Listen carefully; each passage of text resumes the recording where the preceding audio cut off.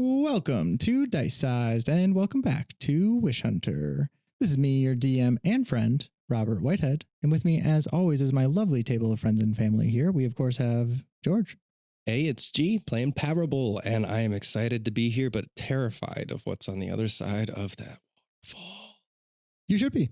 I mean, in all rights, right? Like you guys literally just got out of a very poor situation in terms of survival chances out there for safety. And now here's the choice. Do we go outside to help Aris? But that's a question for Parable and not G. So sorry, Parable, you got to deal with that. Thank you for being here, Parable. Let's go deal with those problems.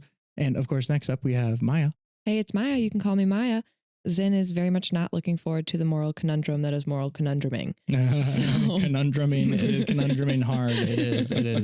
If conundrums were an instrument, this one would be at a significant beat right now. And we don't know if we're playing it well or not. We don't know.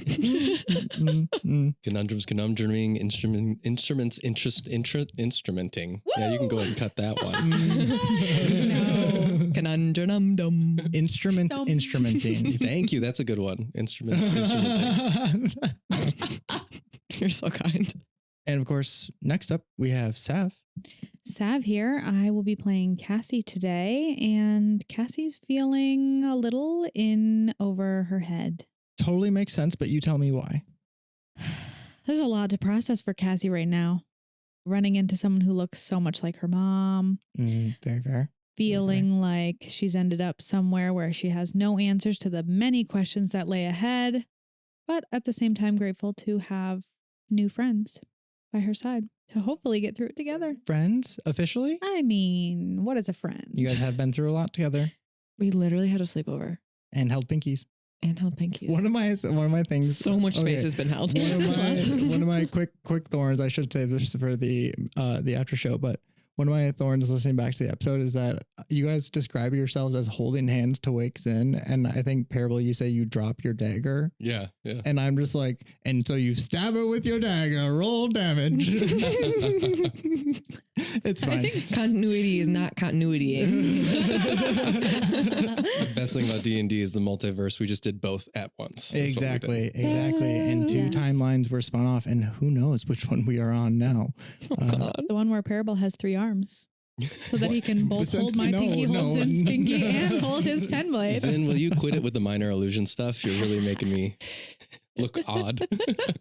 And add an arm. And so the plasmoid backstory reveal has been planted. Yep, he wasn't a halfling at all. So That's a different campaign. That's a different campaign. That's a we'll get to a plasmoid campaign eventually. But for now, Parable, Zen, Cassie, welcome to the table. And without further ado, they never show up. Seriously, do we pay them?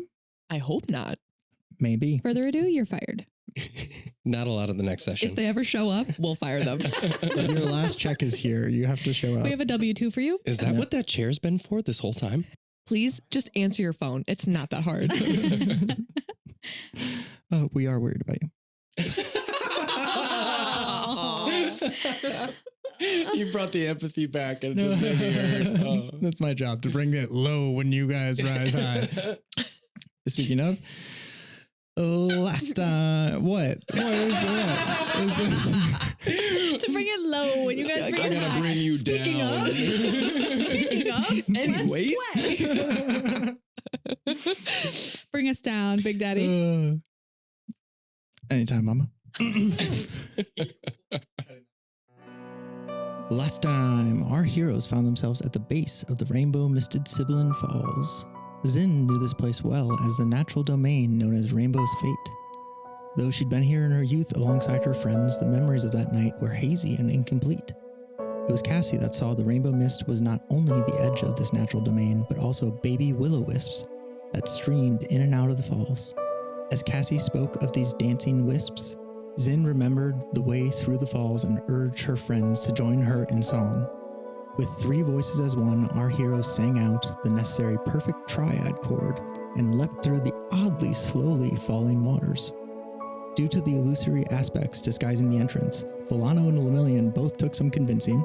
While Lemillion just needed to see the jagged rocks as a challenge, Volano was not so quick to move until Parable used his Oath Stone to pass along the sensory experience of the falls to bolster Volana's resolve. Though they both collapsed upon entry, Parable's healing allowed Lemillion and Volano to survive.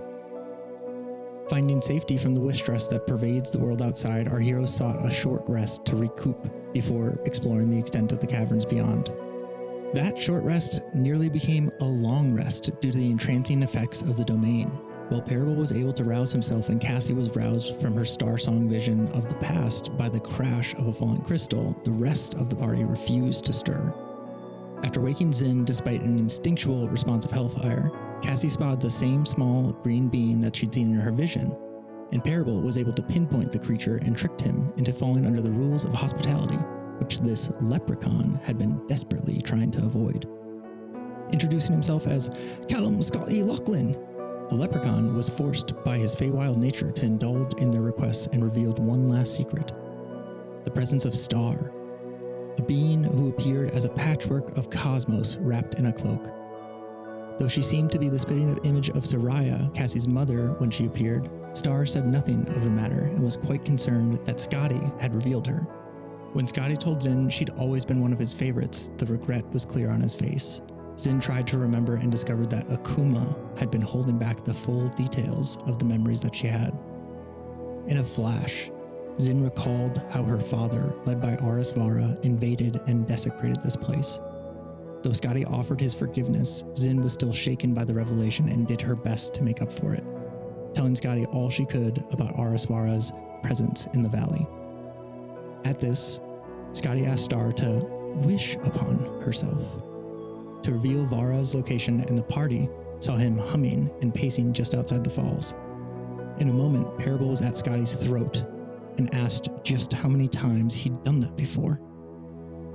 To my shame, she has lost 137 stars, and you all saw then why Star hid one hand in a sewn sleeve. Though tensions were high, Parable let his weapon drop when Scotty spoke of the good people who had come through and the few bad ones that had led to the ruin of this place. Would you be the one to end it? Star broke the tension, saying, I think he may be in trouble, once more showing Aris outside the falls, this time being attacked by golden replicas of his former men, or so we can only assume. We rejoin our heroes now as this moral quandary presents itself. Let's quandary this moral. Quandary's quandarying. Scotty and Star are looking to you all for guidance. But if you guys need a little bit of time to collaborate and talk about the plan here, you have Aris being attacked by two golden creatures that look like his former men, Brutus and Titus. We all see this, know this. Yes, Star has cast that same scrying spell and it's still active. You can see that Aris is continuing to hum as he's being attacked by these two creatures. They seem to be playing a little merry-go game of chase as he's like both trying to find the fall's entrance and avoid these things. He seems to be doing an okay job of it, but they're like starting to pin him in and surround him at the base of the falls. There's only so much room that you can maneuver and stay near this illusory entrance. Nothing good came the last time he entered the falls.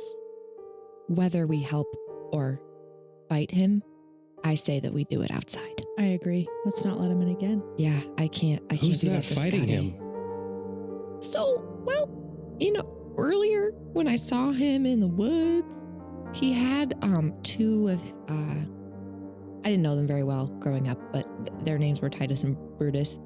They followed him around everywhere. They were with him in the woods earlier, and then I sent them towards the Golden Light, and it turns out, it seems like Say no more. Say no more. maybe they, yeah. This might work out in our favor. Do we do anything at all? We could just watch it. I did bring some snacks. I've got tea. We got tea. I can tell that it's the same being that was in the forest that you led away. Who you've mentioned Aris. Is he still glowing? Who is this Aris? You're sure he's dangerous? So, Akuma. What? So, it's still really blurry for me, but he completed the promised ceremony, right? I mean, when I said my thing, everything kind of burst into flames, and I was kind of taken care of, is what my dad said, but Do you remember what put the flames out? no, I just remember a lot of screaming, a lot of fire. I was crying. Yes, I guess you may have been taken away at that point. Zin, you got really quiet. Sorry, I am conversing. I just need a moment with Akuma. My memories are really hazy in this place, and just give me a second. Yeah, we'll keep an eye on the entrance. Aris made a promise. I can't tell you what. It's between him and the light, as they say. Yeah. Only the light knows what he said, and I only saw the blast of it, but they say he smited your fire down. He destroyed the front gates. Okay. So, one could assume maybe he is the chosen one. I don't know. One that does guy, not want to though, assume that at all, but I don't yeah. want to. And like, he was such a douchebag. Yeah, Okay. nobody's really super into it. Okay, so we don't really know how powerful he is. He was said to be the promised one in my community. His parents were like the leaders, and they used the power from the celestial light that we all pledged ourselves to occasionally. But you said he was a douchebag. It was morning, day, and night. Morning, day, and night. Yeah. Ooh, it never stopped. But he was supposed to be like the third big powerful one, because Domi, where I lived, the domain was starting to like crumble, and my dad was really stressed about it, and he was fine. But he was a warden, so he more just did like sword stuff, but like the power stuff was done by like the top people. And anyways, I don't need to break it down for you this much. You don't care. You don't care. So Zin, we very much care, and it seems like you've made a choice on this man already. And he's the worst. But does he deserve to die? you don't have to explain. Yeah, we trust your judgment. I mean, like, who am I to decide if he Zin. dies or not? I just don't know. Because he's really awful. And he pushed my friend Esther, and then he pledged himself to the light, and then I blacked out for a while, and then I showed up somewhere outside of Domi, and then it was just... Speaking of, this is Scotty, by the way. Hey, sorry again. You still don't remember everything yet? So the last time, Aris, we kind of like shot him out of the cave, you know? And so he wasn't really here when everything went down. So like, was he as bad as like my dad was bad? And like, if my dad was outside, would we attack my dad? And like, I haven't seen my dad in 10 years. I don't know. As you're saying this, you it's can, just like... with every like word that's coming out of Zin's mouth in a gush, you can hear Akuma in your head, like screaming with frustration that he's not able to stop the flow of memories as you're continuing to get more and more detail back. She's like short-circuiting. Yes. You're witnessing Zen short-circuit right Yeah, now. Parable's like trying to interrupt you this whole time. He's like, promise. Yeah, Zin, whoa. what? As you start to give this tirade, Scotty says, I don't think we have the time for this. I don't have much power, and I wouldn't ask Star to do this, so I will. He gives a flick, and you can feel this little wave of energy that passes from him to Zin to bolster that memory, and passes to you to give the memory of the experience. And Oh, I think God. I'm so sorry. Brick sparks a little bit. totally, you're like the sensory Yeah. aspect of Brick is like overloaded. Give me Arcana checks to see how well you guys are able to take this in. Zin, this is just you recovering. I'm taking some deep breaths. Pieces go into place as they need. It's a natural 20, 29 total on the die. No way. And I got a 17. So we're up there. First roll of the night. Cassie's hair turns blue, braided. She has like light tattoos all over her. I'm a star. We'll of course start with the low roll here. I think as Parable, I think what you feel is a subtle renewment in your sense of being a paladin. A paladin is a unique class in that an oath is such a choice that, and it is one that is taken on for no other reason than the self. Yes, it's to a higher ideal, but it's an ideal that represents who you are. It is everything. And as you feel that this place has granted power to other paladins, and you connect that with the moment of what you experience of Zin's past experience, and you don't catch all of the details, but you do, I think, catch in full the experience that her friend Igor had was one of coming close to a thing that you've been seeking for a long time, something that you found but continue to try to hold on to every day. The idea of holding true to an oath and how difficult that can be. Parable raises his sword and sees it sparkle and dance for a moment, and sets it down to his side and looks at Zin and just reflects on duty and valor and what he deems honor, and is ready to help at least Zin find her form of vengeance and justice. Fantastic. Cool. I think as you raise that blade, I would ask Cassie what it looks like, who, as someone who has taken on so many visions of so many lives, what it feels like to finally relate to one where, yes, the life was very different, but the sentiments were very strong. One of a want for more, want to be seen and not being seen for the talents that you have. I want to appreciate the soft twinkling of light for what it is. Beautiful. What does that look like for Cassie as you fully dive into this experience? You know every inch of Esther and her experience that she had with Zin a night 10 years or so ago. Cassie lets go of a big sigh of relief, feeling a little washed away by empathy for the concept of growing up and growing and like evolving as a person. In the 10 years that Cassie has spent alone, she has, sort of alone. She's reflected so much on how life can change in 10 years. And I think just having empathy for the place that Esther was in while Esther was young and vulnerable in her own way and bright-eyed and bushy-tailed and getting caught up in the intricacies of shiny, flashy things, literally. Just feeling empathy for Esther's position and especially for Zin, who's here now. And just really feeling almost calmed, even though it's an intense feeling to sort of process this vision, like calmed by, we are all kind of the same, on the same journey of like growing up and figuring things out. And some of us make friends really late in life, and some of us pretend to have friends before we really know what it means to be a good one. So well said. I think that Cassie and Esther would have a lot to talk about should they ever meet.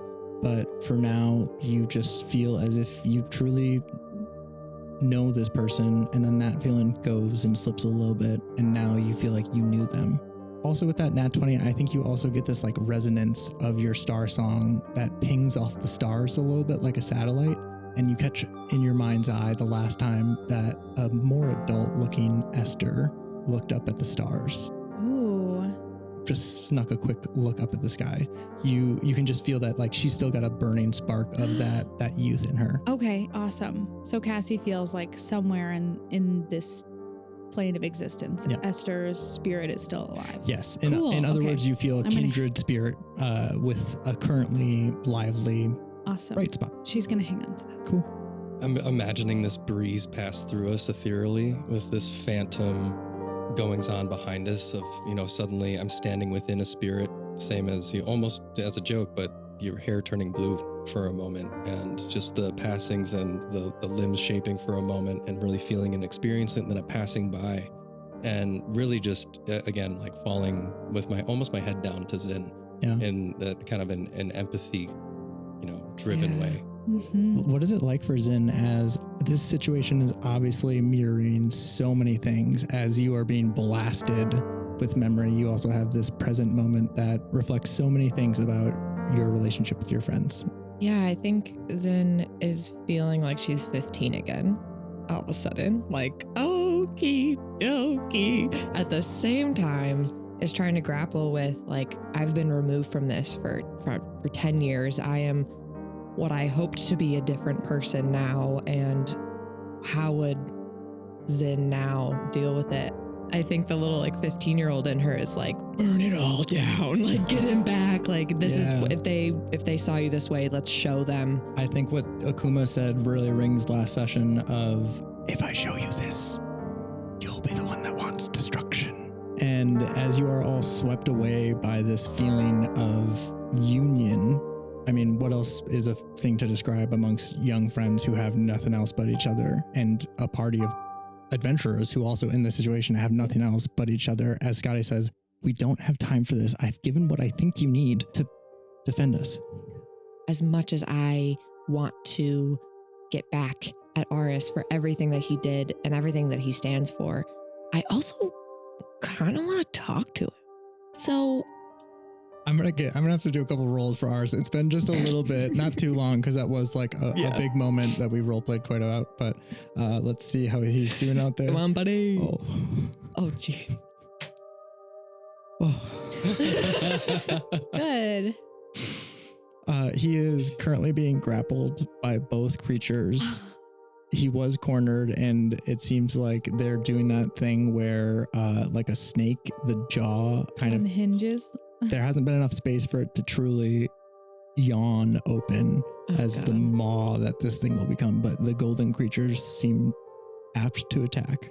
Parable's gonna look at Zin and say, "Let him die.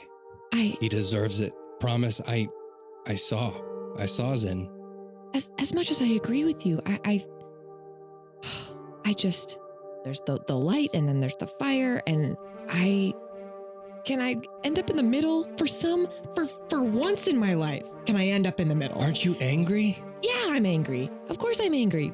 But who knows? He could have helped so many people. Parable, I think maybe Zin could benefit from being in control for a second. Yeah, and then afterwards, if we want to kill him, we'll just kill him, right? Someone else can kill him, right? You I'll could kill him. decide that. Yeah, Okay, we okay. could kill him. I'd Lodestar here. I'd be happy to kill him. Do I have to apply somewhere? You seem like you and Aris will butt heads in just the right way that you might want to kill him. Well, I mean, he seems like an absolute... Yeah, maybe this is just... Can you imagine being on a woman's body without even asking first? Oh. Do you know how rude that is? I mean, Star, I know that you... Pop off, Million. Pop off. That's what I'm saying.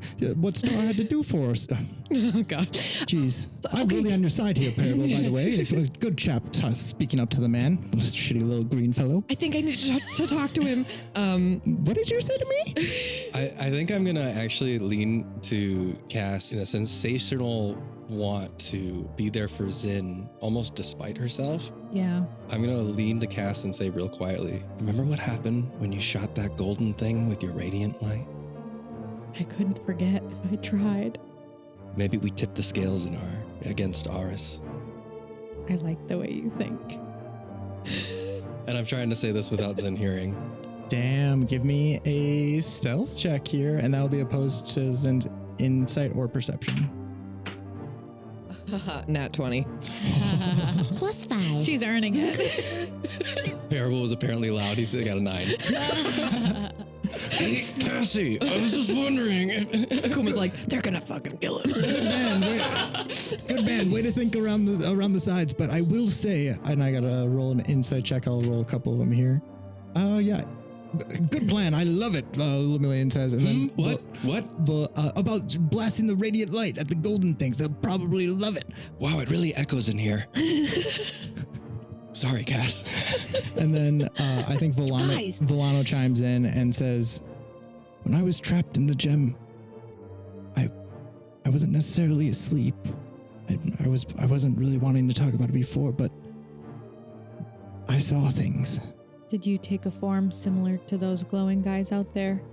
No, I luckily I didn't, but well, I saw the creatures that this hunger spirit could create, and they didn't seem to have the same aspects. If you look closely, they don't shine in the same way. They don't seem made of radiant light, but rather, and as you, at his gesturing, look closer at like the goldness of it, they're not glowing in any way. They're like bronzed, i.e. radiant light might not heal them. They just Okay. might not have the same aspects of the creature. Good to know. And I think the replicas may be based more on what they are replicating rather than the creatures they come from. Maybe they'll be slightly different and modified, but the things that I saw, wolves acted like wolves. Spiders acted... Horses, I hate spiders. Horses acted like horses. Climbing horses, water horses. Climbing horses, flying horses, all the horses I saw acted like horses. I just want to clarify, Volano. You're saying you think these might not be of the hunger spirit, No, I think they're of the hunger spirit, but just different. I'm telling you that when I was entrapped, I saw that the things that the hunger spirit made, they weren't necessarily like the hunger spirit. Got it. That's all I can guarantee. Got it. I'm imagining us all, because of the webbed up entrance, we're all like picking a Peeking through, porthole, and yeah. we're just like peeking through. Yeah. Same way. Oh my gosh. Cool. I think we're going to roll initiative to see what y'all's move is. That's a nat 20. 21. Fantastic. It's a natural 1 for Cassie. Wow, we always do that. Which We already had your vision. We already had it. We had your vision. You actually rolled 2 nat 1s in a row last session. Right. Good rolls, good rolls. Parable, that is you first, as Lemillion does look at you as if he could move faster, but delays his initiative as he waits to see what you do first. A coward at heart. Ooh, I hate that. Well, do you want me to run outside? I'll run outside right now if you want. I'm not afraid of it. I would love if you ran afraid. outside.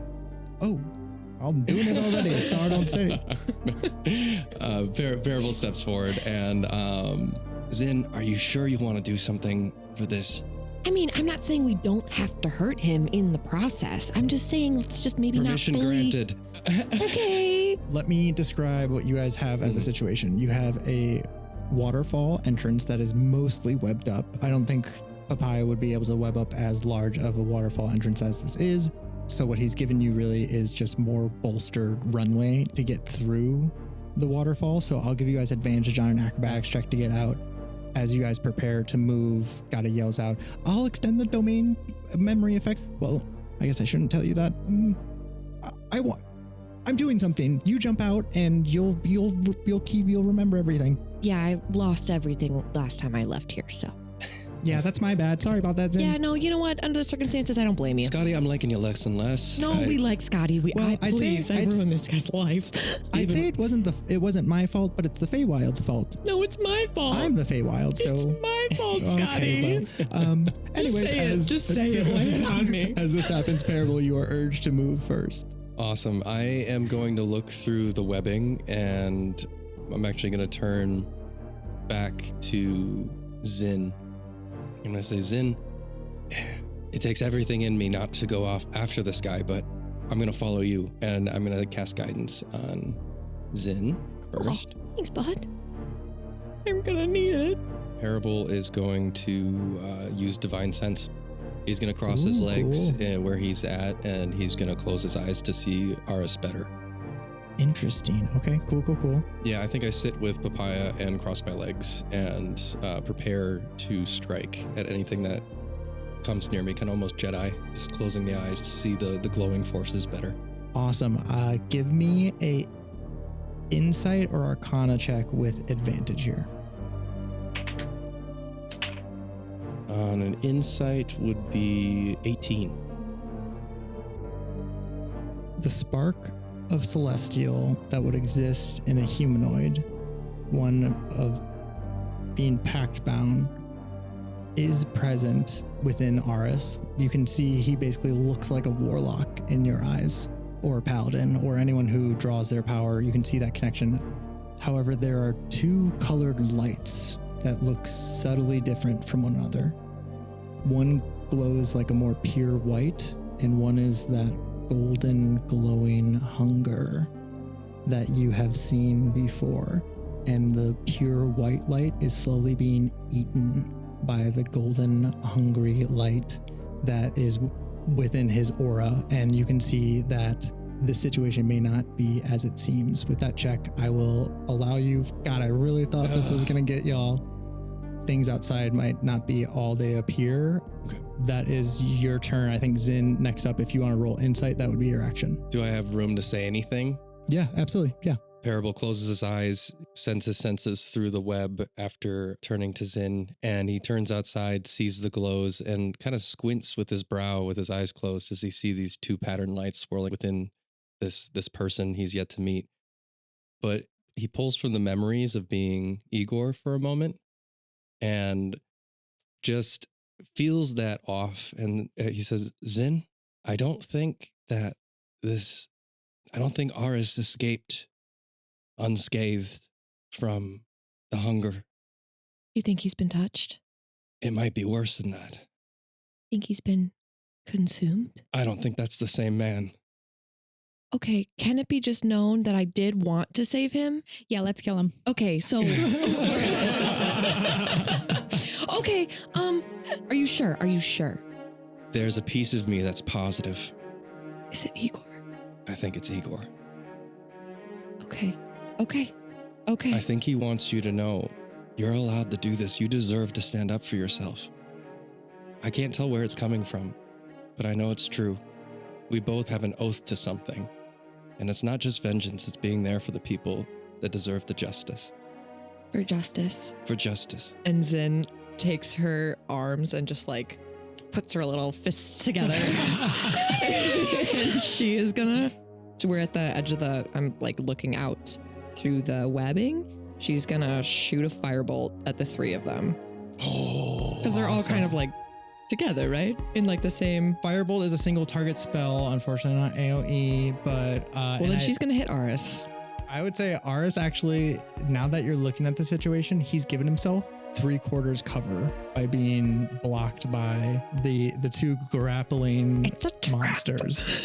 Okay, well I'm gonna hit one of them then. Cool. Whoever Awesome. I can. Go We're for gonna it. hit him. Roll for it. Does a 15 hit? A 15 does hit.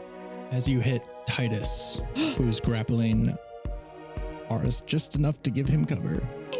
Well, he's gonna be hit with 2d10 fire damage, equating to 11. Nice, good hit as this thing roars and Aris says, "Is someone there? Someone help me. I know there must be someone there. Oh, please, please." You've only heard this voice when Aris is in trouble. You can hear it in the tone. He's thinking that he'll either get you to come out of the same thing that he's done as a kid of playing victim. It's at times. theatric. It is theatric as you guys have just completely broken the spell to the point where it's easy to see through the facade. Okay. I think Zin is still, like, she's kind of like closing her eyes really tightly and like shaking her head, like trying not to hear him. Like she's still grappling with like, oh God, like that, but that sounds like Aris. And so just like, and I think she'll just back up kind of away from the entrance of the cave against the wall, maybe like slide down it a little bit and just like, Pinky promise, I'm doing the right thing for my friends, for my friends. Good job, Zin. Thanks. I just need a minute. I just need a minute. Yeah. I want to take a nap. I want to take a nap right here. That is Star up next. As Star is moved to act here, I think we'll... I do love this too, because I imagine Star kind of floating up, like as if taking steps on air, and then just like, but she's thinking. Cassie's in like awe. She is thinking deeply as she considers all three of you, and she says, I only have so much to spare a day, and this is what I have for you. As she looks to everyone, give me a D20. I think although this was Zin's childhood place, I think all of you guys kind of have a reason why this might be. We're all in it now at this point. Yeah. Everyone just give me a luck check here. 19. 14. 7. Star, as she is known for now, looks to you, Cassie, and says, by the way, you do look familiar. I meant to tell you earlier. And grants what power she can to you in this moment, and that is a prophetic blessing. After magically infusing the power of prophecy into another willing creature, the target's hit point maximum and current hit points increase by 1d8. Give me a roll. 2. 5 hit points, and you gain a prophecy die, which is a d8. Once during each of your turns, when you fail an ability check or saving throw or miss an attack roll, you can roll a prophecy die and add the number rolled to the total, potentially changing the outcome. The blessing ends after 1 hour or when this creature casts it on a different creature. Each turn? Can you remind me which die is a prophecy die? A d8. D8. Amazing. Yes. Hot. Amazing. Until when? An hour. Once per turn. Once per turn for an hour. Yeah. Amazing. Holy shit. But so much flavor. That What, could have gone for the... what does that look like from Star? Ooh, that is a good question. I think this doesn't use an actual star upon her skin, so it's more of instead of a depletion, she kind of brightens, and it feels like hope as all of her stars brighten, the one upon her brow most of all, as this energy is like starlight just kind of infused into you. I'm imagining an aurora borealis. Mm. And Yeah. Cassie's eyes like sparkle.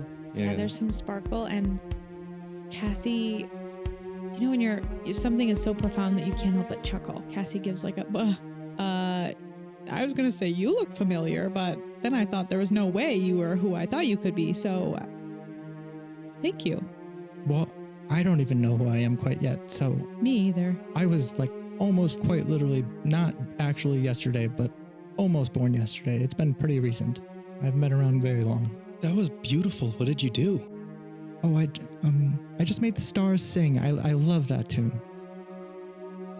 It's one of my favorites.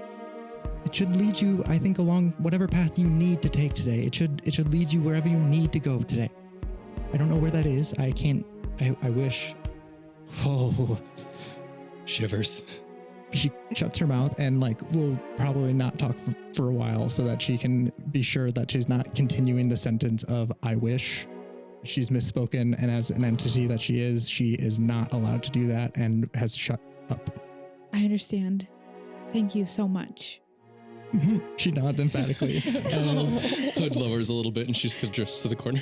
next up, I think, is the two Will of the Wells that I have here on to represent really more the congregation, the flutter of wisps that flies and flits all throughout the crystals here, kind of in an anxious and hiding way. They deliver both unto both of you for this turn a magic boon. Similarly, you guys... Zin and Parable. Yes, Zin, excuse me. I'm pointing with finger guns, guys. That's why. For those of you listening. I was going to take a picture and then say it. But And so that is the boon's recipient gains a d4 and can at any time within the next 24 hours roll this die and add the number to one ability check, attack roll, or saving throw made by it. So it's just a one-time use d4, but it does stick around for the next day. amazing. Oh, for a full day. And with that, that is Brutus and Titus as they continue to fake attack their baddie daddy. We have no more uses of that one this episode. I think Scotty looks at all of you and straight up asks, do you want me in this fight? I think you could maybe sit this one out. Well, can we call on you if we need it? I think we've got it. You see the way he holds his tiny cobbler's hammer shifts into a way that suddenly shows the strength of his rippling forearm. And he says, I'll be there if you need. Yeah, I believe it. Again, I'm so sorry. If we can do this without your help, we will. Well, I can help in ways other than fight. Keep this place strong. Is there any weapons that any of you need? Anything that you don't have that you could fight better with? Do you, perchance, have a scimitar? I could make one quite quick. And he glides his hand along the wall. And I would ask you what assortment of minerals, crystals, and stone he collects as the materials that, as he uses the fabricate spell, turns into a glimmering, fuck it, the spell doesn't create magic items, +1 scimitar. Wait. It doesn't typically create magic items, but +1 scimitar. Come at me in the comments. It's a +1 scimitar. Maybe I left mine behind last time I was here. Oh, Yeah. Roll back. my God, it's yours. Roll back. I'll actually ask you, what's your preference, a +1 scimitar or a tongue of flame scimitar? A tongue of flame is Let me ask Akuma real quick. Akuma? A tongue of flame, please. Okay, cool. That's pretty I love the idea of it being he had it. It's like, oh, you left this one. Yeah. awesome. You have a firebrand blade, we'll call it. And this firebrand scimitar is yours to use as you will. Please describe it to me as, again, he just glides his hand ever so softly and seamlessly along the materials of the crystal and stone, and suddenly it is within his hand and handed to you. I think it looks like a charcoal log in essence. Like it's not wood, but like The texture, yeah. right, like that type of Ooh, obsidian. yeah, with like the creases and like the little cracks and stuff. And then when Zin grabs it, it turns like embered, like red. Oh. I'm imagining if you could Damascus fold wood and char it and then have gold inlay. Either way, the grains are graining Yeah. and it's embering and it's smoldering. layers. It and gives, layers. It gives Akuma and Wicked Willow intertwined. Yeah. You feel as if you've done honor to young self and maybe healed your inner child a little bit as you take this weapon up as if it comes from a dream. Scotty hands it to you. That is his turn. Thank you. And I think she kind of checks it for balance, like how she used to, and maybe takes it through a couple of the forms that she used to practice daily. Awesome. I love that. Great stuff. Way to roleplay yourself into a fantastic magic weapon. I am still picturing as he glided his hand across the wall that it almost came out of the wall because it was stuck in there from last time. Like hidden. Yeah. Scotty looks at you surprised as he says, whoa, I didn't mean to make that. Well, I appreciate it. Thank you so much. I don't know what that was. Well, don't worry about it. Thank you. We'll cut there as we move on next to Volano's turn, and he says, well, I can do things, if you need me to do anything, I can first of all tell you about the stars, but second of all, I can do this. And he casts mage armor on himself. Next up is Aris Vara. He cries out in mock pain, but within that cry, do any of you speak Celestial? He says, I believe so. One would think Zen would, but she failed that time. She failed that class. Halfling and Elvish. I do speak Celestial. Awesome. You have heard the stars scream this sound before. It is a want for violence. It is a want to express. And more so, it's a command, an undeniable ability that something must change. And in the stars, it typically means a star would explode.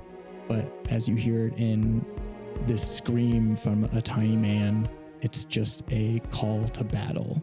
And Parable, give me a wisdom saving throw here. Oh. That is a 22. Yes. I'm in meditation mode, bitch. Jedi. Well, and Cassie would be quick to call it out if that is helpful too. Awesome. As you call it out, you definitely help. What is this moment like between Cassie and Parable to avoid this effect that is magical in nature and meant to charm Parable out? Ooh, I imagine it. My eyes glow gold for a second, like my eyes open, like I'm gonna rise because they're like shining gold orbs. Yeah. And Cassie goes to throw her hands up to her ears, but stops and defiantly puts them down, forcing herself to listen, but says, he means no good here. Parable stands up passively to go out and start moving through the web and hears Cass and just rolls his head and like, good. Are we here to do good? Yeah, no, good. You were thinking more about vengeance in that moment, vengeance for Zen and vengeance for the things that Aris had done. I can't tell you, but that sound, that whatever that is, it makes me want to rip it apart. Do it. It's begging you to do it. Lemillion looks at you both and says, just not on his time. Do it on yours. No, don't work on their clock. When he says that, I give him an eyebrow and I hold up my sword to clink tips. He clinks tips so quickly, he's just like, oh, man of fine taste, as he clinks. And having had that moment of camaraderie, that is Cassie up next. Cassie's going to cast Call Lightning. Yes, she is. Oh. Yes, she is. She's going to feel inspired by Parable to take a second to really breathe so deeply into her lungs that a storm forms above the outside of the cave and covers us all. It makes the cave darker, but it also makes the area outside above this kerfuffle darker. You guys are taking such fantastic use as Scotty has done his best to extend the domain so that you guys aren't fighting through a planar expanse, and as he does so, he gives you the vantage point that you need to cast the spell upon Aris Vara. Please let me know the details there. I'm going to choose a point I can see above them fighting, and a lightning bolt is going to shoot from the cloud to that point. So each creature within 5 feet of Aris has to make a dexterity saving throw of Fantastic. 15 or take 3d10 lightning damage. It's halved if you save.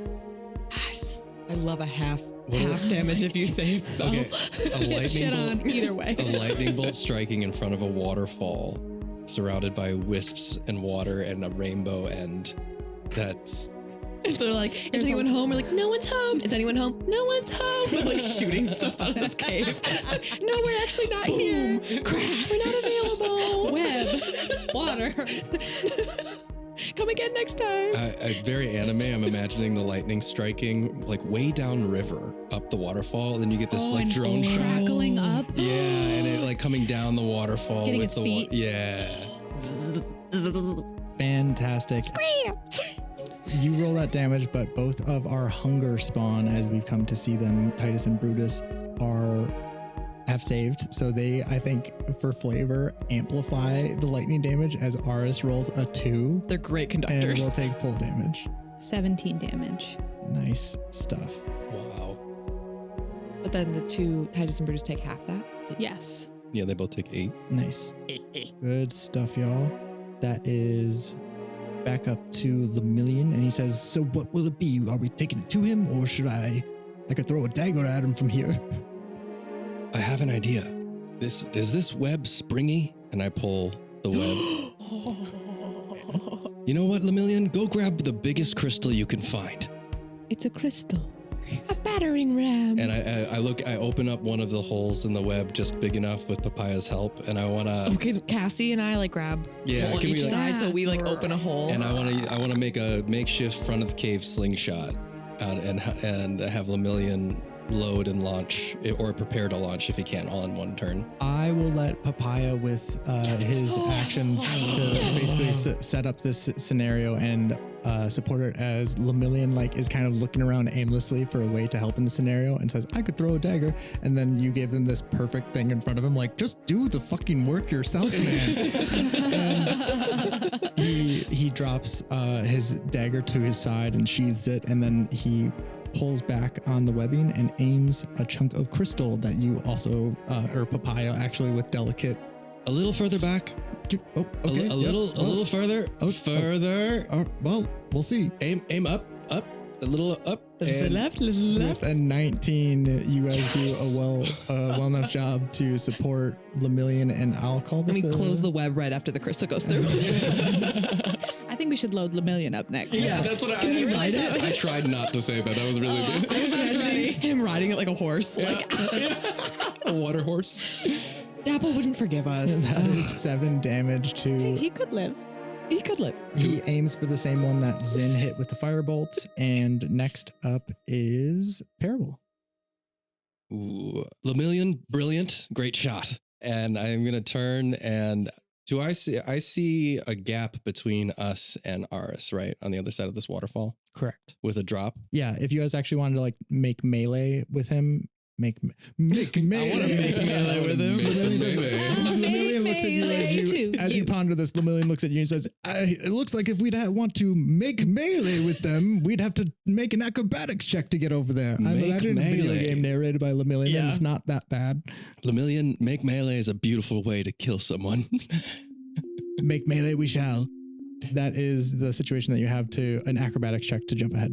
Okay, well, table talk quick. I want to use compelled deal or command to pull this creature within Aris or Aris to me. You can tell with your divine sense that it is Aris. It just seems that his pact Okay. has changed in the Okay. same way that you can see that Zin probably has the tiniest whispers, Perfect. golden internal scarring to show that she was at one point bound by the light, maybe not pact bound, but as one of the community, it was, the signs are there. Scotty, what happens if somebody comes in this domain and doesn't have permission?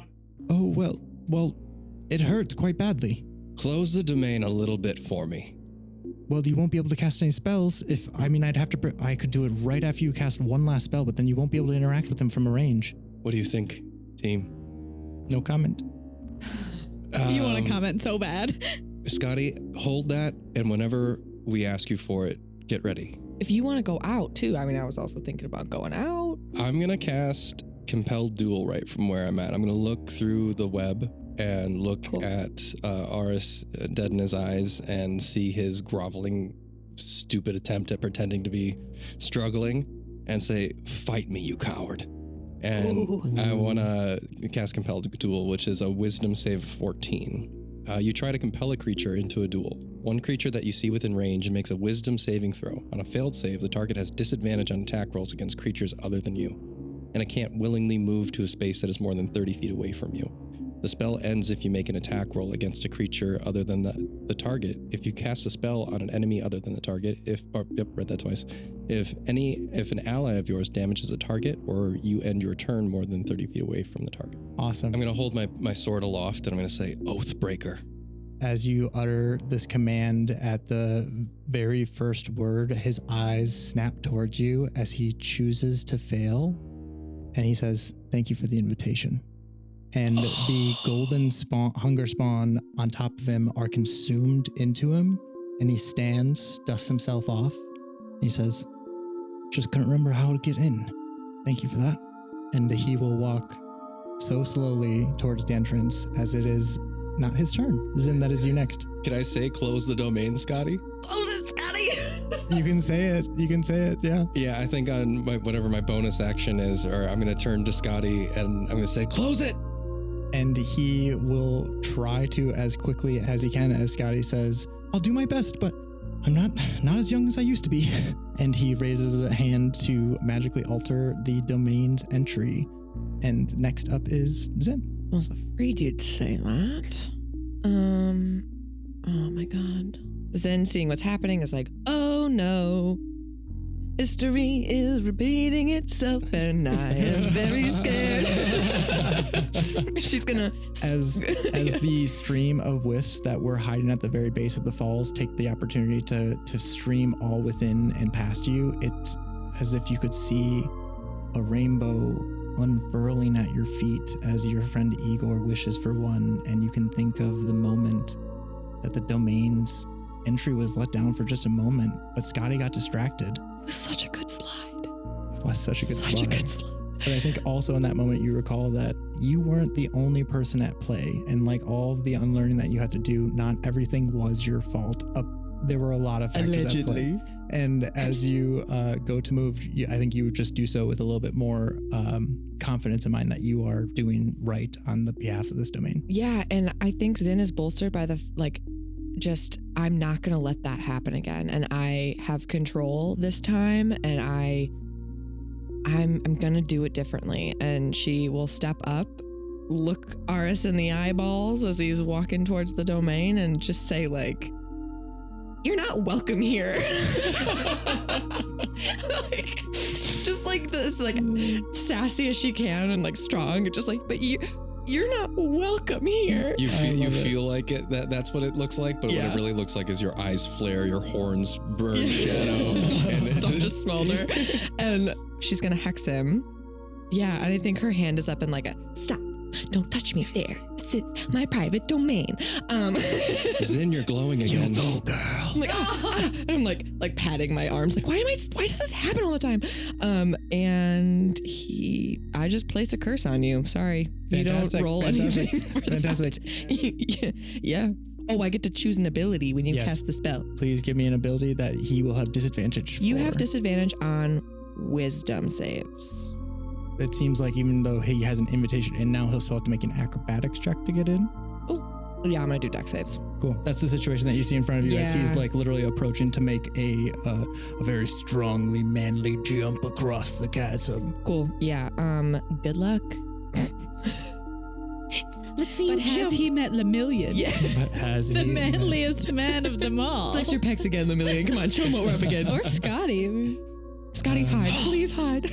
That is Star up next, who can see that the situation could use all hands, as she, from a rocky standpoint above you, will throw out 2 attacks here. Just one of them will hit, but it will hit for potentially some good stuff. Star's out here doing the best. Nice. That is a full 12 on the d12, plus 3 is 15 radiant damage, and you can see that just affects them, just Aris now as the 3-in-1 creature that he's become. Great. That will hurt a little bit, but not enough to nearly to stop him, as next up it is the Will of the Wells, who will also throw some shade lightning. It's like, you're ugly. Ooh, okay. And weak. So I will say, just as a note, whenever they attack, they have to do it with touch. They all have enough movement to get there.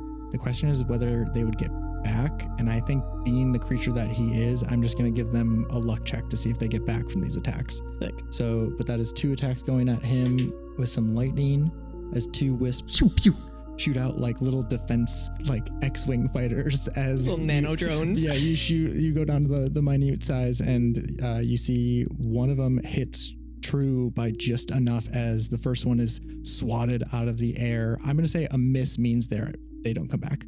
As the other one hits for... Things in says like a little prayer, like just like, thank you for your service.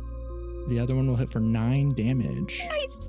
And next up is Callum, Scotty, Lachlan. And this is going to be a Tower of Doom roll to see if Scotty can roll high enough Arcana to close the edge of the domain.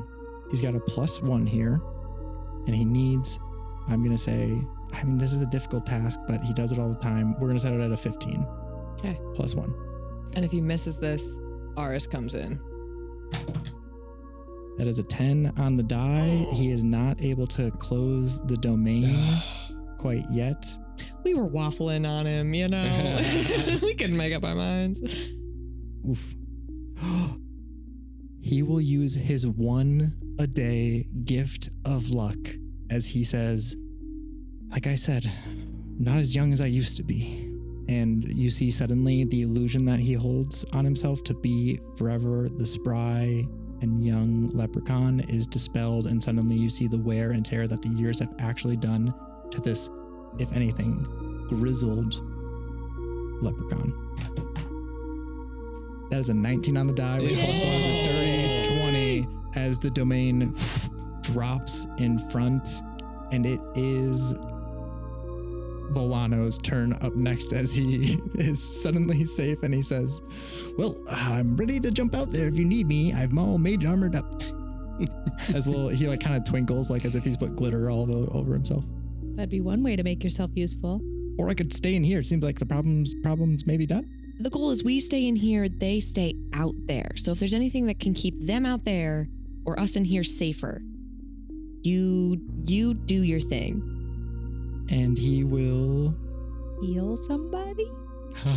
No. Heal himself. Very good, very good.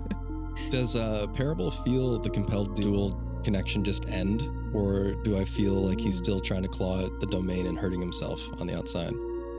Good. That is a really good question. I think give me an Arcana check DC 5 because I love how on the nose you are.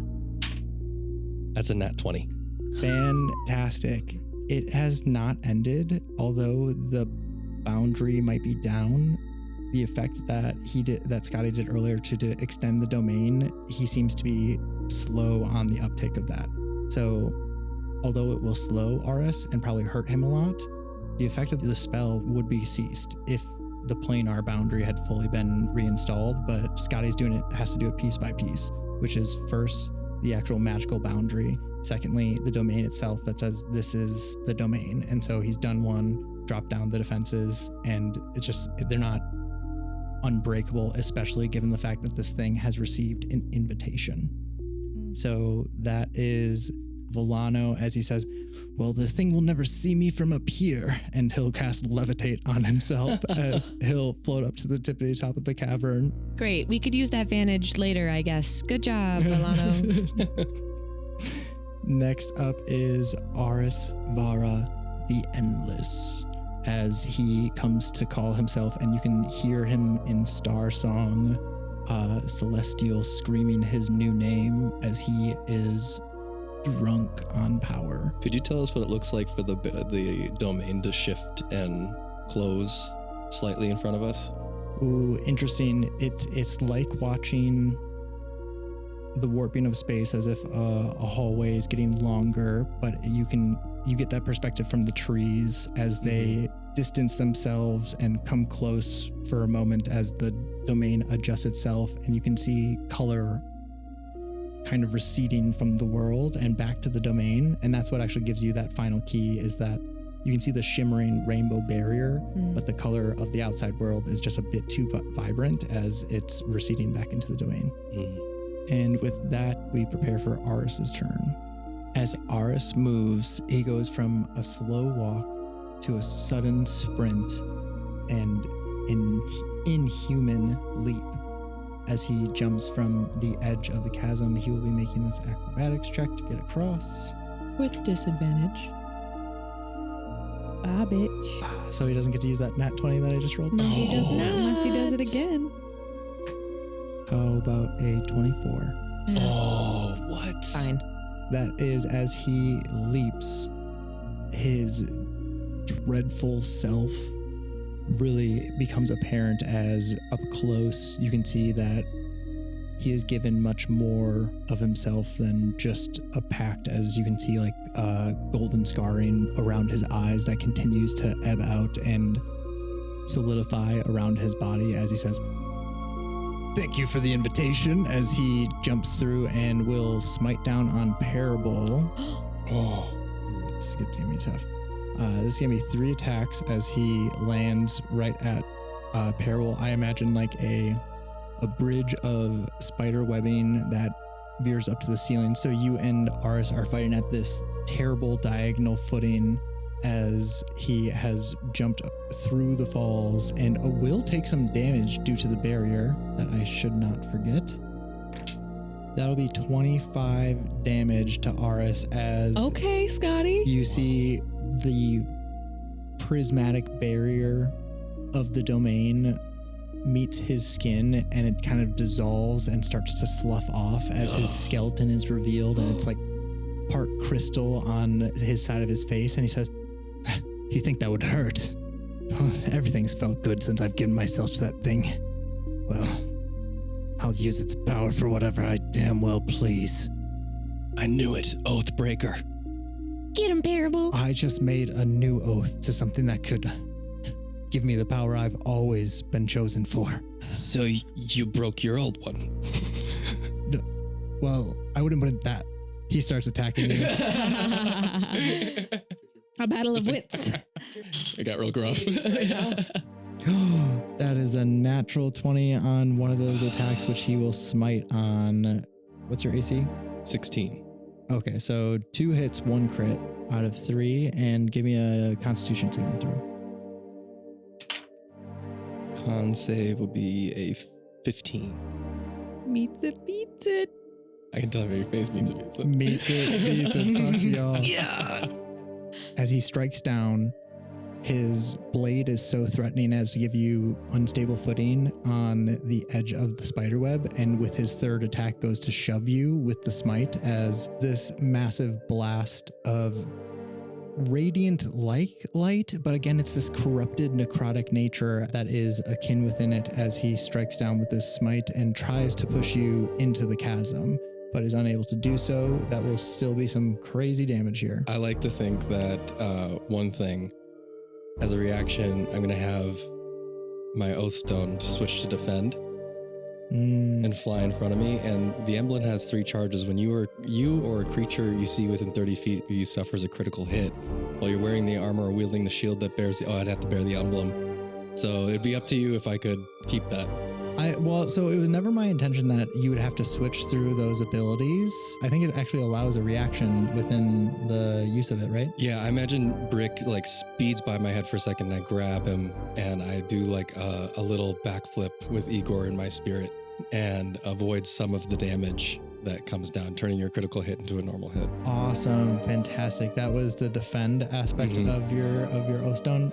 Awesome. I forget what I based. I think I based that on a pretty classic paladin item that is typically an emblem, but your Oathstone floats by your side and is always ready to switch, especially for a reaction effect. Brick actually lines up in front of me and turns red, and I point my sword directly behind Brick, almost like a constellation aligning. Fantastic. And my sword glows and absorbs some of the force damage. I love Brick moving to defend and prevent this crit. That is going to be just, not just, 49 damage. What? No. Even without the crit? 30 damage if I subtract the crit die there. That is still more than my current health. I have 29. We got you. So Parable stands there with his blade aloft and gets struck by a force of arcing energy and then falls. Oof. Zin is absolutely freaking the fuck out. She's watching this like happen again. Parable, no! Aris strikes down Parable, and that is Cassie up next.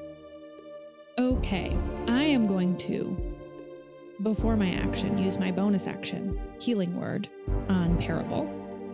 Awesome. Ooh, okay. What do I Which get is back? going to give you 2d4 plus 4.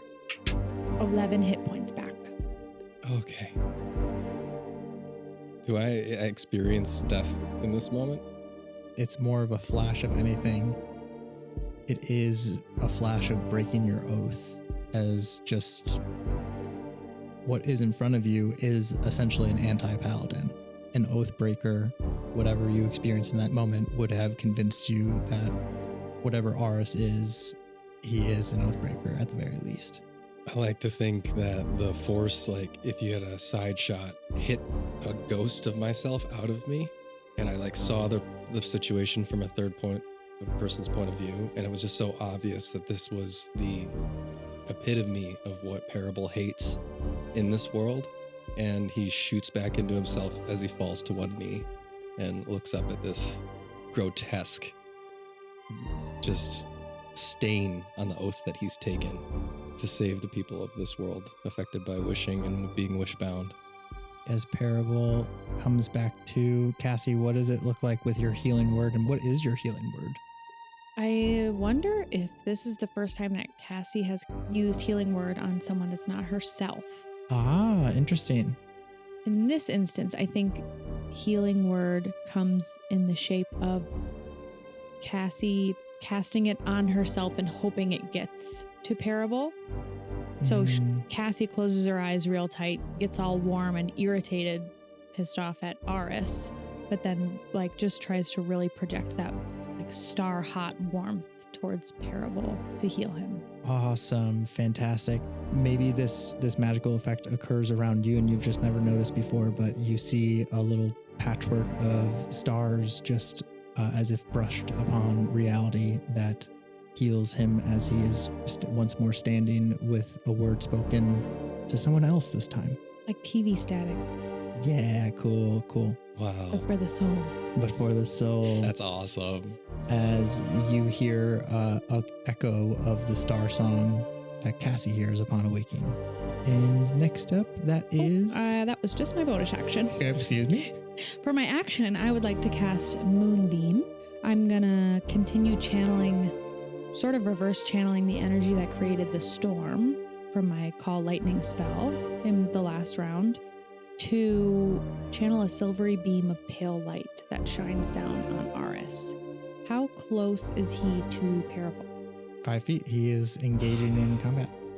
I am not going to cast Moonbeam.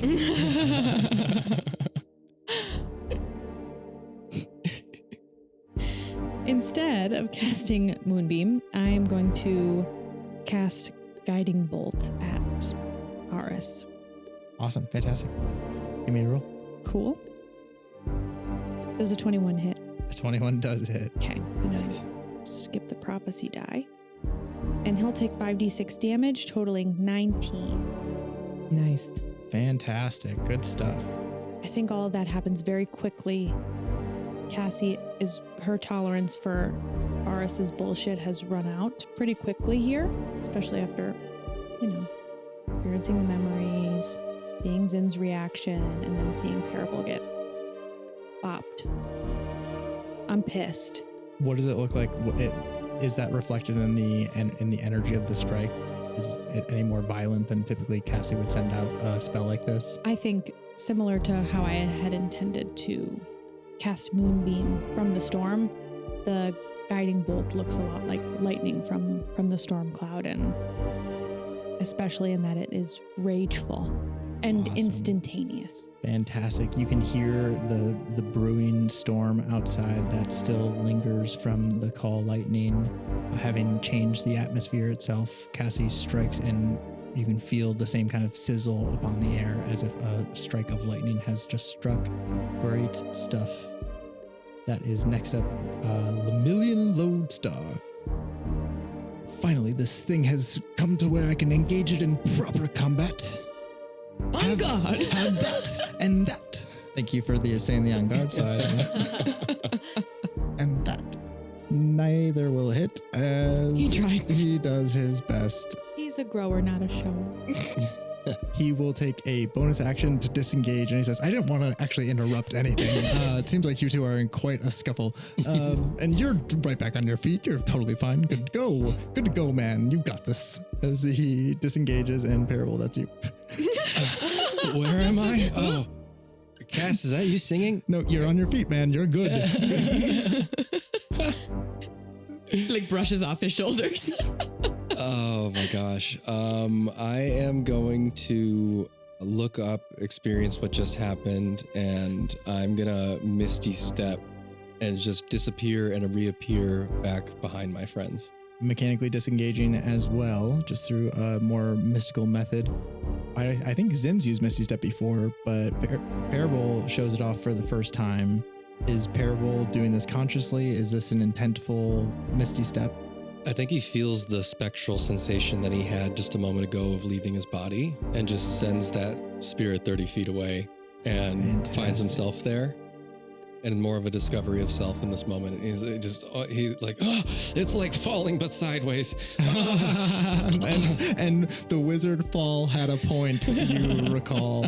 And with that, feel free to take any other actions here. I don't have much left to do other than I prepare to help my friends, and I am also getting slight coverage by hiding between the legs of my larger creature friends. Making another catapult with papaya in the corner. Awesome. You'll get a +2 to AC and dex saves. Amazing.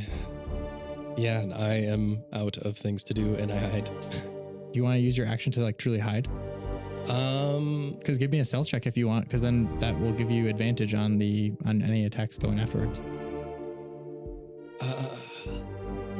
Yeah, I will. Cool. Using your action to truly stealth, we'll see if we can change this into The nat 20. Oh my Okie dokie. God. What does it look like as Parable has learned what it is to walk in the step of two powerful women? I think it was for a moment just hearing Cass's song and coming back to his body. There's a revelation that he doesn't have to do this alone. And so Yes. it's less of a retreat and more of him appearing behind his friends for a moment, fully standing as he was on his knee earlier, and then fading into like the cavern darkness and walking backwards. And I think as I do that, I'm going to say, "Can't catch me." Fantastic. As your voice is suddenly echoed and reverberated throughout. And I kind of join and emulate Scotty. Awesome. Is this trust? Oh. Against my oath. That's big. Against my oath, I do trust you.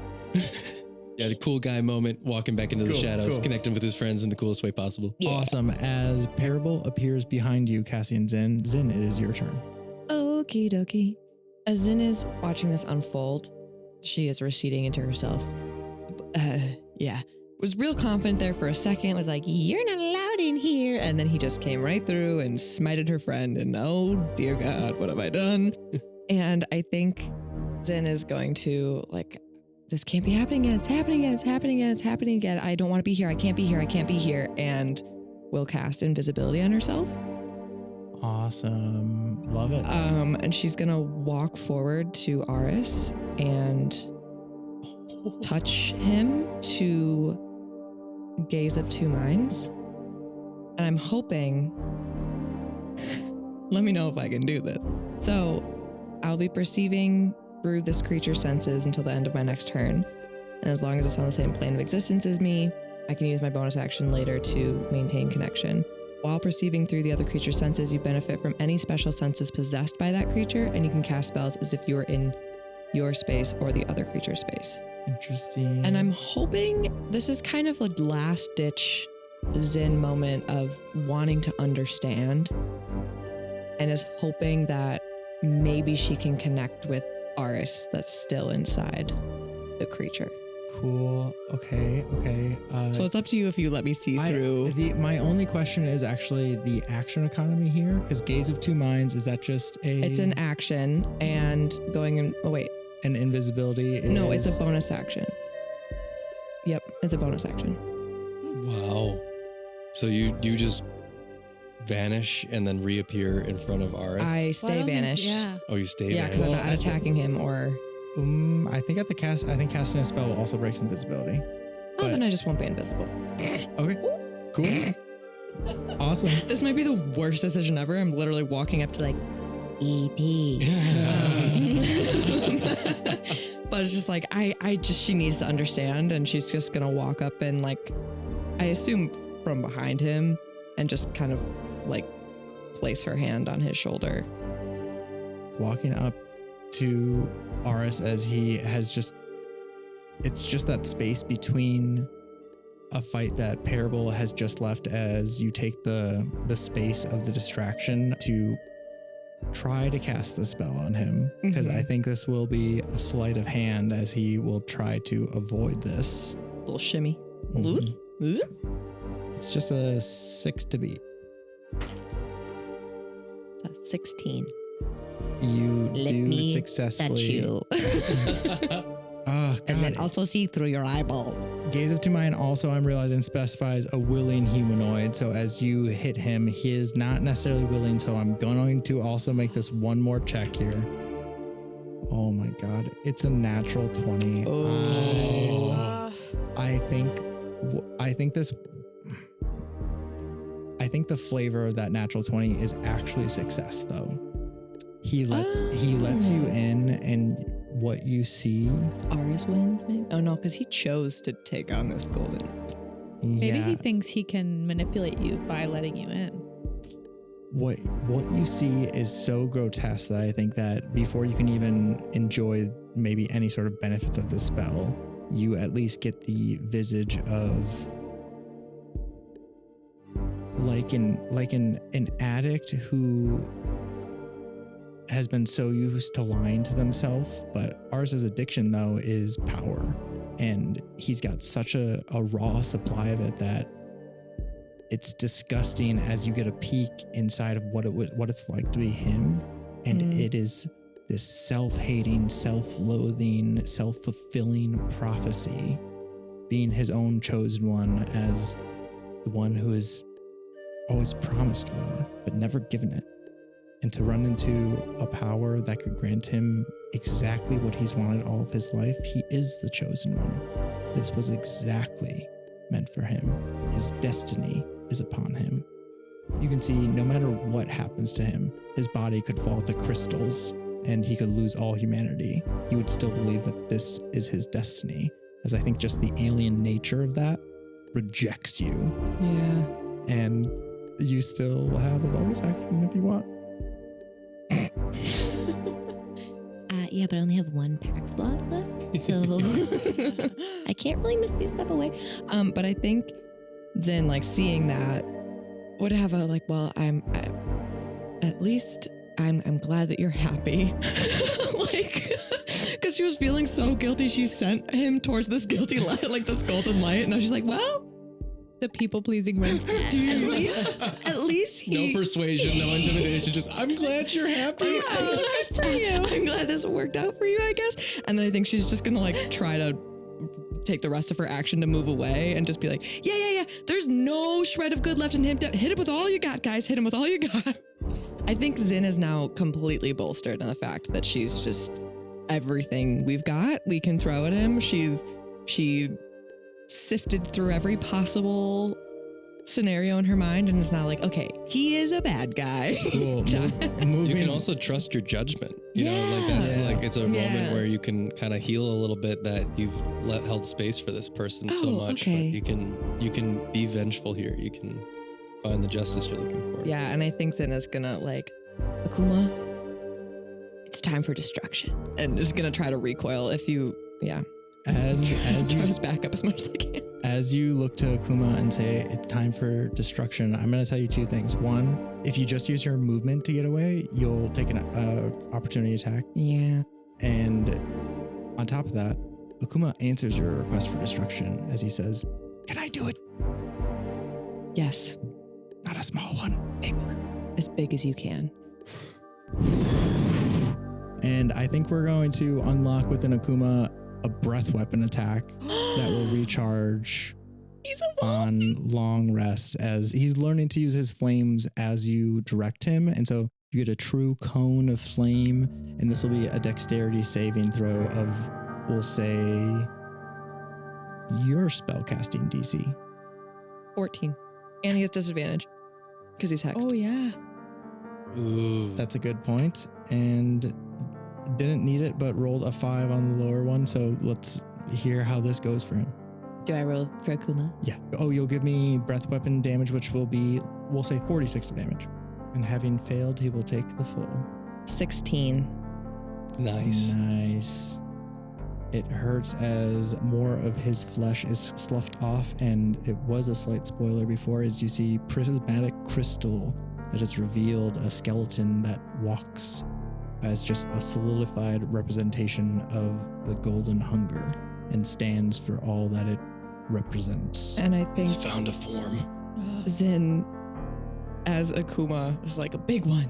And then as he like starts, well, maybe she's like, let me get out of the way first. And she'll misty step quick, like right before he does it, back to probably like the edge, I'd say, of the cave, maybe over by Cassian. Awesome. In front of Parable. Avoiding the opportunity attack. Great stuff. Great stuff. That is Star up next, who will have to look towards the group and will cast Cure Wounds Huge. on Parable. That will be 15 health back to Parable as, again, not at the cost of a star, but just the energy that she likes to radiate. The cosmos sings just a little bit to you, Parable, and you are healed. I feel so much better. Where did that come from? Oh, well, if you're listening, the stars will tell you sometimes. Don't listen to me. I've been saying that. What? Sorry, what was that? Nothing. I just thank you for whatever you did. I think I just directed the song that I thought you might most like to hear to you. I can feel it in my bones. Guys, so I went and touched him. He's all bad. He's all bad. We got everything we have at him, I think, all bad. You said it takes you a lot to find out what you need to know. I've been right. You know, I'm working on it. You're right. You know, okay, just everything we have.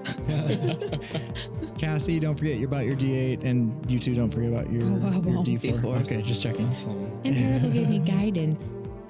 Good. That is the Willow Wells, the flutter of Willow Wells above you, as both of them will strike out to attack.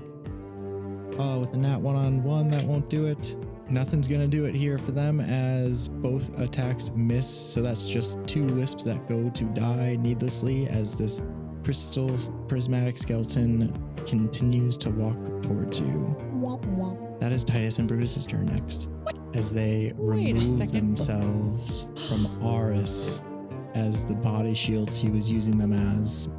Both of them, although look like skeletal versions of themselves, I'll give you actually without insight, both of them look like so dismantled that each could barely stand one hit.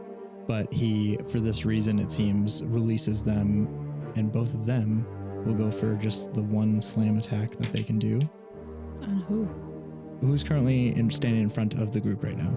I think me, by order of operations of people It does who sound like continued we've going kind farther and farther of back. lightning basketball styled our way back to the. That is Cassie. Does a biggest one was a 13. Does not hit. Does not hit. Okay, cool. So those don't hit. Let me see if anything happens there. Nope. That is Slay. next up. Callum Scotty Lachlan. I don't know why I changed to that accent just now. Oh boy. That's how you've been saying his name since he was introduced. Oh yeah, I forget that I drop into an accent for the name only. I forgot about that. Yeah. Just to let us know that he's Accent and a title only. I don't know why I said his name the way I've always said his name. Scotty says, I think the most hospitable thing to do right now would be to kick your ass, as he will go for a couple of Cobbler's Hammer strikes. One of them will hit. Nice. And that will be... It is his domain. Doesn't he get advantage? It is his domain, but I mean, they're pretty tapped, man. They're doing their best. A single mom who works 10 jobs. 3, I guess, would be appropriate. That is a good 13 damage to Aris. Oh, actually, he's got the hunger spawn in front of him first, actually. So he will instead attack one of those and unfortunately will need to make a dexterity saving throw that he will fail. And as he strikes down Brutus's skeleton shatters apart and he will take 8 damage here. Does compelled duel just give Aris disadvantage against anyone but me? Oh, they were in him. I was going to say, I also hexed them when they were, which he failed fair. anyways. That's fair, but this is actually an effect upon death, and so he's taking 8 damage from the shrapnel of the skeleton that is destroyed. Brutus is destroyed, but Scotty takes some damage as a final cost of it. Next up is Volano as he says, "See, they won't see this coming," and Floating on the ceiling. I think actually have the perfect angle. Yeah, I will say he has the perfect angle for a burning hands that will hit all 3 of them and none of you. Nice. Well, 2 of them now, right? Oh yes, excuse me. Thank you. 2 of them. That is a 1 on the die and a 2 on the die. Great. Ooh, great. Oh, you rolled so terribly. But that is going to be 8 damage to all of them. And that means that the other skeleton is down. Scotty will need to make another dex save and will fail that and take another 9 damage. But that other skeleton of Titus is destroyed. So Brutus and Titus are. Brutus and Titus are no more, and Aris takes 9 damage. Does he not take any damage from the skeletons disintegrating? Whatever effect that is. Ooh, that is a good. The lateral damage. Or is it just at the target? No, he'll have to make 2 dexterity saves, which he has with disadvantage. That is a 1 and a 3 on the die. Huge. That is a 1 and a 17 on the die. Both fail, so he'll take that same damage. First one, I think it was 8 and 9. Yeah. Yep. Cool. Yeah. That's 17 damage additionally, all told. And you guys are kicking his ass. Great stuff. With logic and math. That is awesome, but it is Aris up next and Cassie in front of him. Bring it. And even with all of that power, Aris still sends minions at you first, afraid of what you may do if he were to close in. He now chooses to do so on you, Cassie, as you will take 3 attacks from him. No crits, but that is going to be nothing lower than a 21. That'll do. This is going to be scary. Okay. Can I use interception to reduce some of that damage on one of the attacks? Fuck yeah, you can. Okay, so that's let me click on interception here. It's 1d10 plus my proficiency, 1d10 plus 3 negation to one of those. Awesome. Give me that. Thank you. That's just a 4. 30 damage becomes 26 damage. Life saved. Well, Life helps. What kind of damage was that? That was him striking with just his sword, and he will actually use a bonus action as he slashes at you with his blade, cutting at you on all sides. He smites you at the last moment with his strike, and this will be a DC. I won't tell you. This will be a Constitution saving throw. 9. You are pushed 10 feet. wait, you have your die. What did? Oh, you do have your die. Oh, that is good. I can use it on this type of thing. 11. Cool. You on the 3rd attack, he moves to hit you with this like radiant blast that will send you 10 feet away and knock you prone. So he knocks you Perfect. over, and I will say does not reveal Parable, for Parable has taken such a great stealth check. That is Cassie's turn next. Yes, what? Oh, I think Parable tries to muffle himself from the shadows, but watches his friend land on the ground and just kind of cries inside. Brutal. Yeah. Zen's like, Cassie, no! Cassie is angry and is now going to cast Moonbeam on Aris. Ooh, fantastic. And as a reminder, 15 feet of movement to stand up. Perfect. Cassie will use half of her movement to stand up before casting Moonbeam. Fantastic. Tell me the details. That is a Constitution saving throw of 15. 17 on the die. Would he have just no? Because he's not. You're attacking him. Yeah. Okay, that's fine. He's still going to take half damage. Oh. And if the creature is shapeshifted as a result of the polymorph spell, for example, it reverts to its true form and can't shapeshift until it leaves the cylinder. On a successful save, they take half as much damage. Does only. that split Aris? And You hit the core of Aris as you reveal his terrible skeletal self. He can't hide from the fact that he is a monstrosity. You strip away Aris, and I think part of Aris is driving this, but you can see that he's given so much of himself to the hunger spirit that he's more monstrosity than he is humanoid at this point. If anything, you allow him to see his own nature if he'll look at it. Awesome. I'm going to roll for damage and he'll take half. Cool. 18 halved is 9. Good stuff. You guys are cracking down on him. He looks to be worse for wear at every step, although he is stepping and trudging with inhuman energy as he is wading through all of these attacks. As Lemillion says, I'm not one to hide behind women, and he looks at parable children, and we'll go for the attack here with a natural 2 and a natural 20. Lemillion Lodestar finds a way to find his courage and strike home as he makes a brilliant stroke with his rapier. And that will be 15 damage. Nice job, Lemillion, as he will once more take a bonus action to disengage. poking at him like a child. Speaking from a place. You're speaking from a place in your heart, Lemillion. Well, excuse me, no. I'm speaking from above you. That was blunt. Which is the place. This is just a better angle than got ya. That is Parable up next as he brushes past you, disengaging. Oh, you are actually hidden. Sorry, wherever you are. It's an omnipotent voice. Everywhere.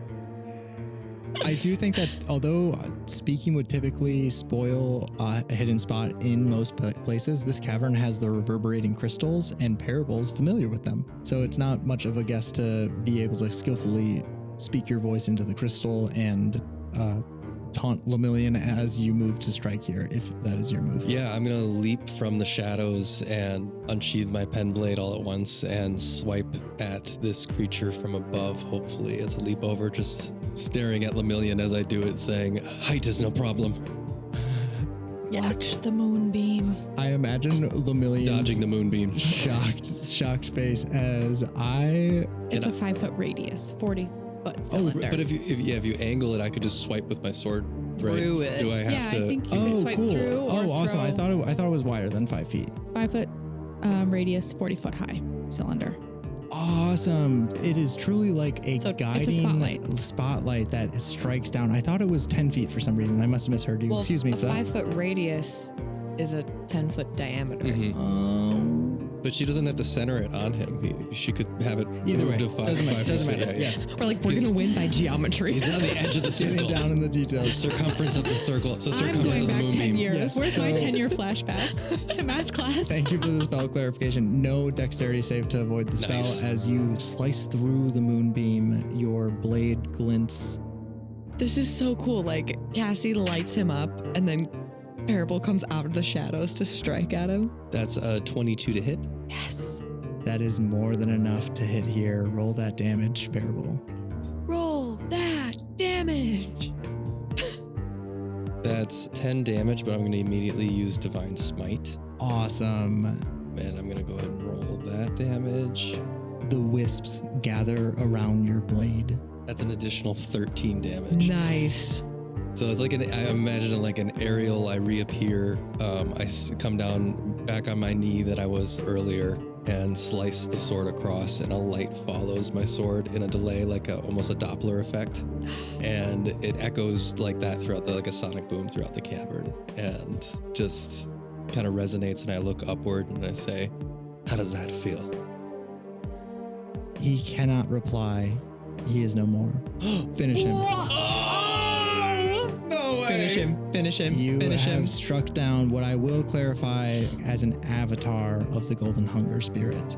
As he falls and crumbles, you can see, although the Golden Hunger might exist, Arisvara and the shell of the human that he is now, that you've sliced in half, he is no more. And he can no longer take advantage of the power given unto him. Tell me what this looks like. Actually, further the description as I see the rainbow light gathered around your blade from the wisps, and as you make the cut, the light follows you just a bare second afterwards to slice that same after image. I feel the protection of my friends in front of me, mainly feeling Zin in this space. And as I leap from the shadows and I flip through the air, I imagine we see a phantom image of Igor doing a backflip in time with me, and we both land and our swords become one. So the grandfathered sword, the lucky long sword, it merges with the pen blade for a moment and slices through. And we both like kind of stand, and I say, Oathbreaker. And I turn to Zin and I salute her and sheath the pen blade. An Oathbreaker no more, because he is not alive to give or break oaths. You can see light glowing from your blade as the blood dissolves. Just after you wipe your blade clean, this thing that is crystalline and flesh, and then suddenly charred to ash as you hear as Akuma burns what is now dust, and no more of Arisvara, or the monstrosity that he became. And with that, as Scotty and Star say, oh my God, thank you so much. Oh my God, thank you so much. I think that is a perfect place to end our session as Volano drifts down to the ground and says, didn't even need that mage armor, but can you see it twinkles a little bit? And Lemillion says, I had him there. Can you tell? I'm quite good with a sword. I walk past Lemillion and I say, little guys get it done. Well, big guys stick it in and run away. So how about that, little man? I think I'm just going to let that one resonate with you. You're right. I'm actually regretting saying it. Can we cut that out? Fourth wall break. I think Zin walks over to this like dust pile that was Aris and kind of like picks up a handful of dust and lets it like fall between her fingers and looks back and sees like all of her friends alive and there, and looks back to the dust pile and just says, I guess this was your rainbow's fate. Thank you for that. Wow. That is a perfect place to end. Gosh, that was incredible. Just fantastic. Thank you guys. I, of course, have to say my stuff. Any other final comments? I was going to say thank you, but also no. Why would you do that to us? No, thank you. I'm hoping for a lot more tea time in the next session. Maybe a long and short rest. We don't have to have any RP, but I do think A hug. Parable is looking on Zin as she sifts through the ashes, and just a gentle nod as he lets her have her time. Yeah, a lot of comforting energy, I think, directed at Zin. We survived this one. Thanks, guys. End of the rainbow. Yeah. I can't wait to hear the lore that got us here, Zin.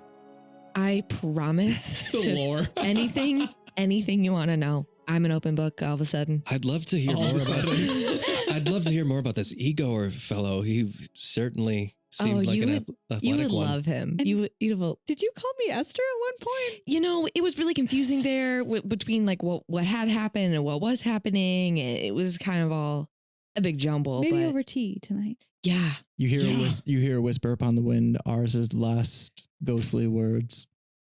She's also bad with names. Asshole. It was Eris, right? No, it was Aris, Varus? I don't Asshole. know. Who was that I don't fucking know. guy? He won't have a gravestone, so No. not in my world. Not my.